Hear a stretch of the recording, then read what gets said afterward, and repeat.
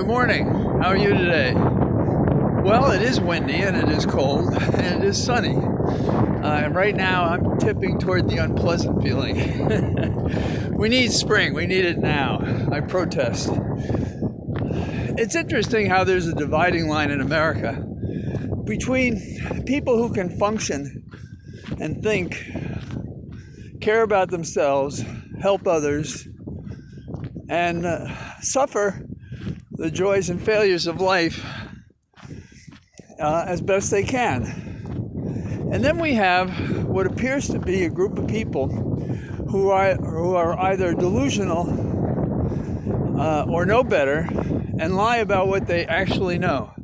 And that's an epistemological nightmare that somebody at Harvard can look at.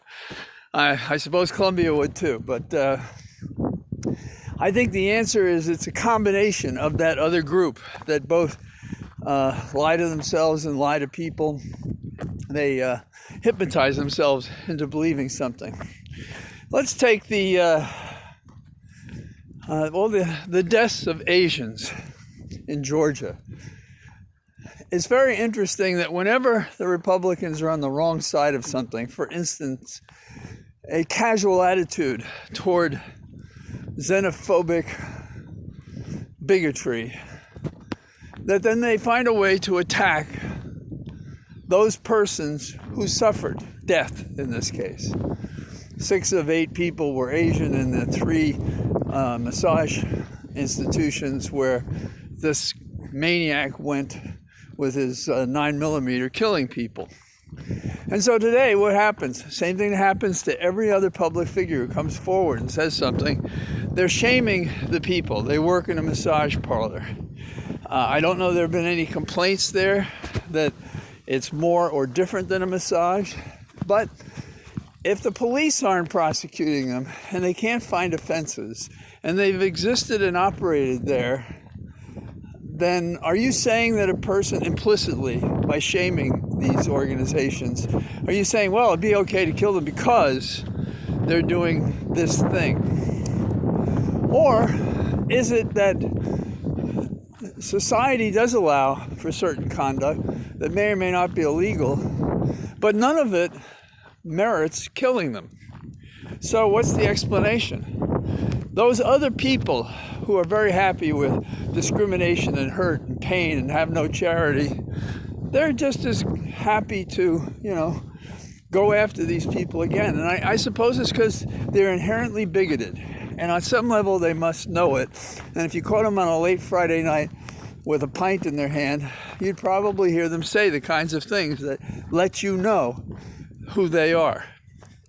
Now, over there on that other side again, saying stupid things, compromising us all, is a prominent person in Texas who says, oh, that problem with electricity that we just had that, resulted in deaths? Well, fossil fuels are great. And some people say fossil fools. And the industry is always comfortable doing more and more drilling and extracting these fossil fuels, releasing the carbon emissions into the air, compromising all of us, also poisons and so forth because of the nature of drilling. And we support with our health, the cost of our health, while they do this mining. And it's hard to believe we live in a society that can't find a way to make transitions. And in part, the industry wants to get every last dollar out of this before they transition into, clean energy, what we consider clean energy.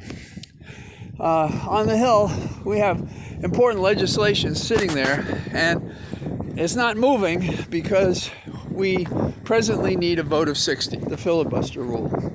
And I thought Biden said something interesting. If you'd ever seen Mr. Smith Goes to Washington, filibuster is somebody holding the floor as long as they can to delay a vote on a bill.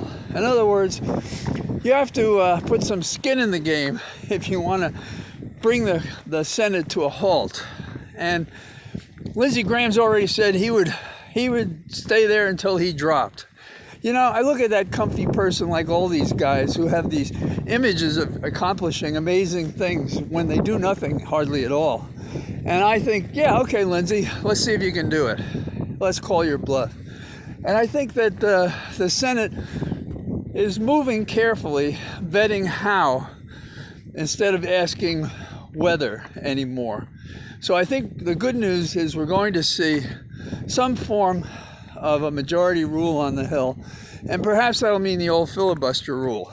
And that meant, if you took the floor and you continued to talk without interruption, you held the floor. And Mr. Smith Goes to Washington, if any of you have seen it, that's what that's about. Finally, I think what America needs is to focus on our heroes.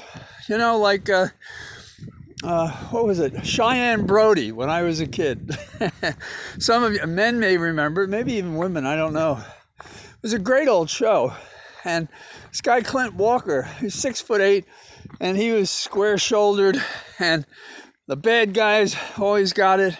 But it was a pretty well-written script. Not that I appreciated it when I was young, but in later years, not recently, I saw a couple episodes, and I was surprised at how well-written it was.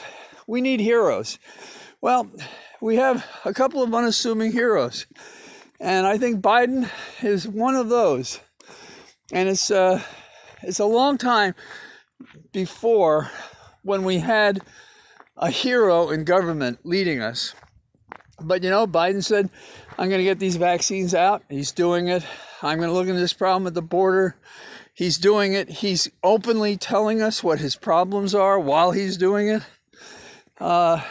We have a governing body on the Hill that's figuring out how to accomplish things when others would shut them down. So we got sun, we got to chill, and we're moving forward. And one part of America, which is the majority, cares to get it right. And that's all that we need. So have a good day. Talk to you tomorrow. Bye-bye.